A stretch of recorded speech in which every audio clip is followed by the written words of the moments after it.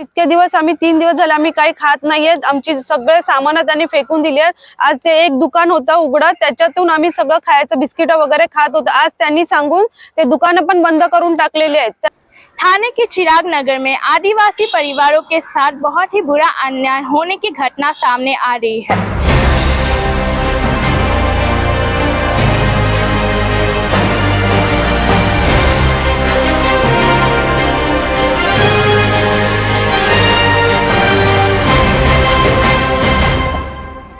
उन्होंने ये आरोप लगाया है कि SRA के नाम पे बिना बताए उनकी जमीन और घर खाली करवा दी गई है। ये घटना होने की वजह से उनके बच्चों की पढ़ाई रुक गई है, औरतों को शौचालय की दिक्कत आ गई है और पूरा आदिवासी परिवार अब रास्ते में आ गए हैं। इसके खिलाफ अब लोग बहुत ही जोरों शोरों से विरोध कर रहे हैं। इतके दिवस आम्ही 3 दिवस झाले आम्ही काही खात नाहीये। आमची सगळे सामान त्यांनी फेकून दिली आहेत। आज ते एक दुकान होतं उघडं, त्याच्यातून आम्ही सगळं खायचं बिस्किट वगैरे खात होतो। आज त्यांनी सांगून ते दुकान पण बंद करून टाकलेले आहेत। त्यांना सांगितलं की दुकान उघडायची नाही म्हणून तुम्ही। मग आम्ही अन्न पाणी कुठून करायचं? आमच्या मुलांना कुठे आम्ही द्यायचं? आम्ही त्यांना चहा बिस्किट तरी देत होतो, आज आम्हाला त्यात पण आधार नाहीये। त्यांनी दुकानं बंद केलीत आणि नाही आम्हाला गेटच्या बाहेर सोडत आहेत। मी स्वप्ना, आम्ही चिराग नगर मध्ये राहतो। जवळजवळ 3-4 दिवसापासून आमच्यावर खूप अन्याय होत आहे आदिवासी बांधवांवर चिराग नगरच्या। काल आमचा मोर्चाही होता, त्याबद्दल कलेक्टर साहेबांसाठी त्यांच्या ऑफिसला आमचे ठाणे जिल्ह्यातले सगळे आदिवासी बांधव आमच्या मदतीला आले होते। तर कलेक्टर साहेबांनी आमचं निवेदन सुद्धा स्वीकारलं। निवेदन स्वीकारलं याचा अर्थ की त्यांनी ते फेटाळलं नाही, आम्हाला वेळ दिला त्याच्याबद्दल उत्तर देण्यासाठी। तर ते उत्तर भेटेपर्यंत आम्ही जिथे आमची जमीन आहे, राहती जमीन आहे, तिथे येऊन राहत होतो।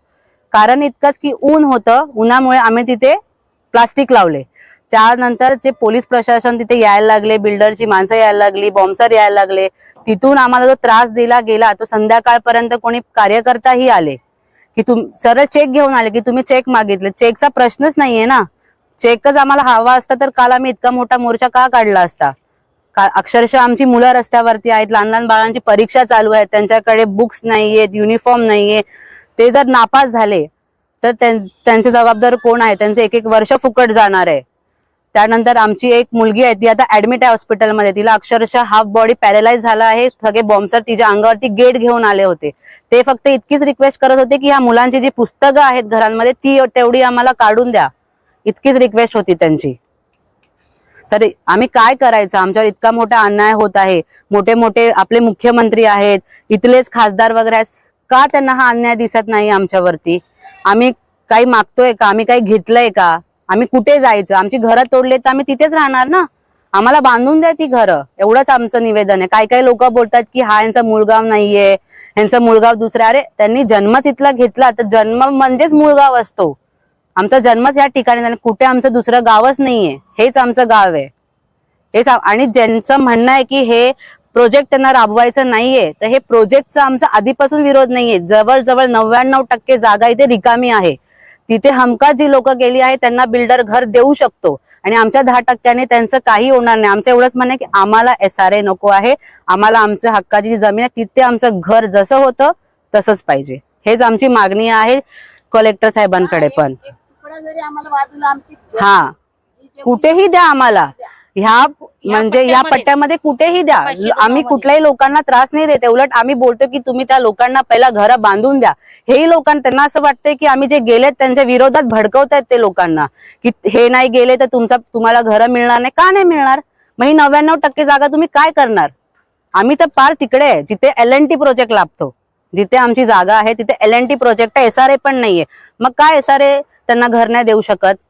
आमच्या घरांची काय अडचण आहे हे मी म्हणते। आणि कलेक्टर साहेबांना एवढंच निवेदन आहे की जे तुम्ही काल आमचं निवेदन एक्सेप्ट केले ते आम्हाला प्लीज लेखी द्या, नाहीतर आम्हाला असंच रस्त्यावर राहावं लागणार आहे। आणि ते सरळ म्हटलेत की जर हे ट्रक आम्ही बाहेर काढले तर तुम्हाला गेटच्या आत येऊन देणार नाही, मग आम्हाला रस्त्यावर राहायला लागेल किंवा कलेक्टर ऑफिसच्या बाहेर राहावं लागेल। ही शेवटची आमची परिस्थिती असणार आहे। वगैरे बंद केली, सगळे दवाखाने बंद केले। आम्ही आजारी पेशंट जाणार कुठे? गेटच्या बाहेर सोडत नाही, गेटच्या बाहेर घेत आतमध्ये घेत नाही। आयडी पण भेटत नाही, म्हणजे कपडे पण कुठे टाकलेत ह्या लोकांनी माहित नाहीये। सगळे फाडून बिडून सगळे वह्या पुस्तकं पण फाडून टाकलेत, इकडे तिकडे सगळे कपडे झालेत। काय करू आम्ही सांगा माझे पुस्तकं भेटत नाहीयेत, कुठे ठेवली आहेत ती. आणि आम्ही स्कूलमध्ये नापास झालो ना, यांच्याच सह्या घेणार आम्ही. माझी उद्या एक्झाम आहेत. आणि आमचे पण कितवीला तुम्ही? मी 7वीला आहे. मी 8वीला आहे. मी 4थीला आहे. अब देखना यह है कि सरकार और एडमिनिस्ट्रेशन इस मामले में क्या करते हैं और क्या आदिवासी परिवारों को इंसाफ मिलेगा। कैमरामैन जिग्नेश के साथ मैं निर्माली शर्मा, युवा स्तंभ न्यूज नेटवर्क, ठाणे।